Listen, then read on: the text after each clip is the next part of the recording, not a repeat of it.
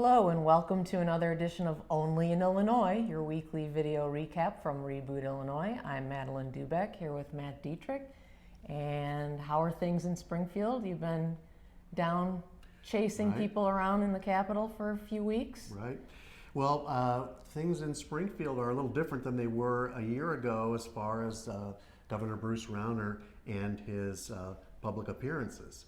And if you go back a year ago, Governor Rauner, shortly after his inauguration, went on this sort of statewide barnstorming tour. He was talking to county chambers of commerce and groups like that, really selling his turnaround agenda.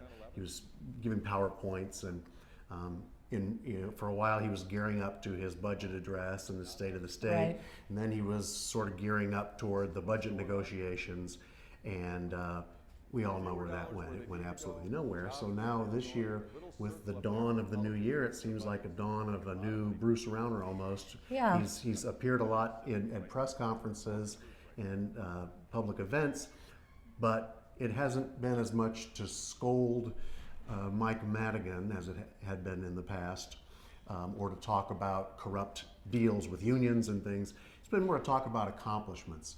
He signed some executive orders. He seems to be picking topics too that will be less politically charged. Yeah, we noticed that he seems to be having a lot more of these press conferences and availabilities to interact with reporters than he had last year. And since right before the State of the State, there's been a series of them that we noticed, so we thought we'd tick them off for you here. He announced that he was going to the State Labor Relations Board to see if he was going to get them to declare that he's at an impasse in his contract negotiations with AFSCME Local Council 31. He announced that he had agreed with Senate President John Cullerton on a pension reform approach, which they are now, there was some back and forth about that. They now seem to be in agreement, but nothing seems to be happening. And I don't think we're going to see pension reform this year, but I do think that it's obvious that the two actually do agree on this. Yeah.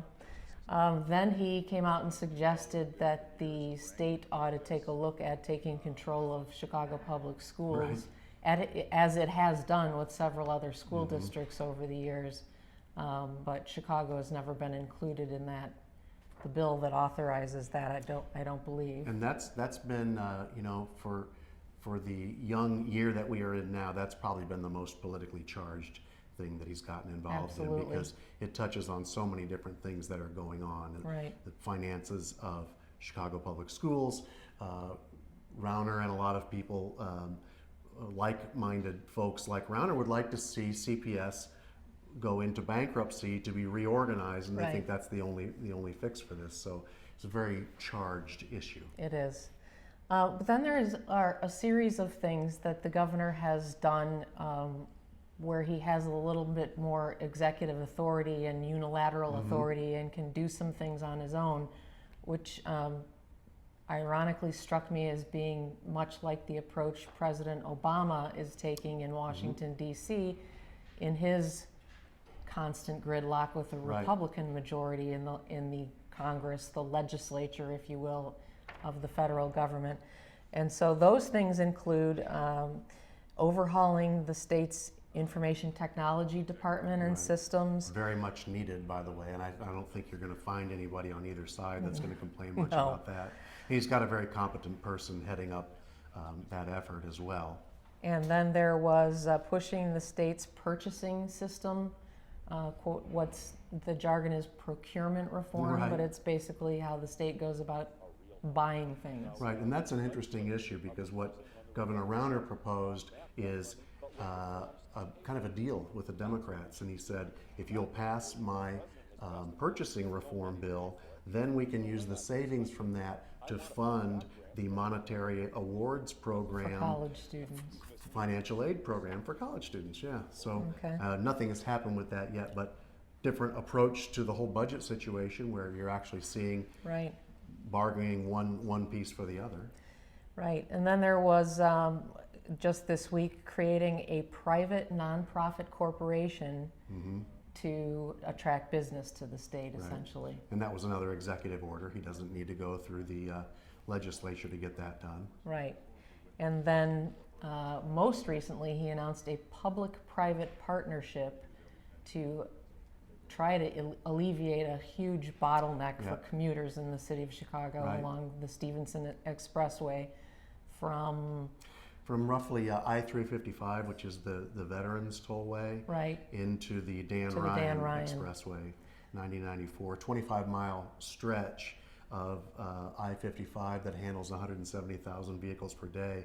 And if you drive that, it is so prone to congestion and long delays. I'm sure a lot of commuters and travelers would welcome this. What Rauner, now this will require some action by the legislature, but there's some indication that there's cooperation on this, because at his press conference to announce this project, Rauner had Senator Martin Sandoval, who is a Democrat and is also head of the Senate Transportation Committee, at his side. So it sounds like this is something that would have some hope of going through. It's a pretty interesting project too. He's talking about putting at least one lane either way on the Stevenson. Possibly, and I would have to assume this is what it's going to be, there'll be toll lanes.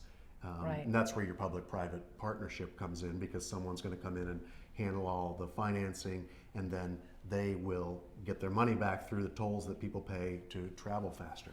Kind of like what was proposed for Ileana, the Ileana Expressway. So there's, what, 6, 7 things there that the governor has come out and tried to do, kind of in spite of the gridlock going on with Democrats. So why do you think he's doing this now? What do you make of this approach? Is it an attempt to boost his approval ratings? I don't think Governor Rauner cares about approval ratings one iota. But what I do think it is he, in a couple of weeks, is going to give his budget address. He just gave his State of the State address, and he needs to have some accomplishments to talk about. And you know, looking at his first year in office, really, it really was defined by what didn't happen. And we're really headed into, as Comptroller Munger told us this week, $6.2 billion more in debt than we originally thought. On top of the $7 billion we already have. Because we don't have a budget. So the non-accomplishment is what marked his first year in office. I think that the press events that we've seen so far and the actions that he's taken have really been an effort to, let's get something done. I want to show folks that I can accomplish things without the General Assembly. And I would expect that there are going to be some things that they'll cooperate on, like this I-55 thing. Yeah. So well, we'll see. Okay.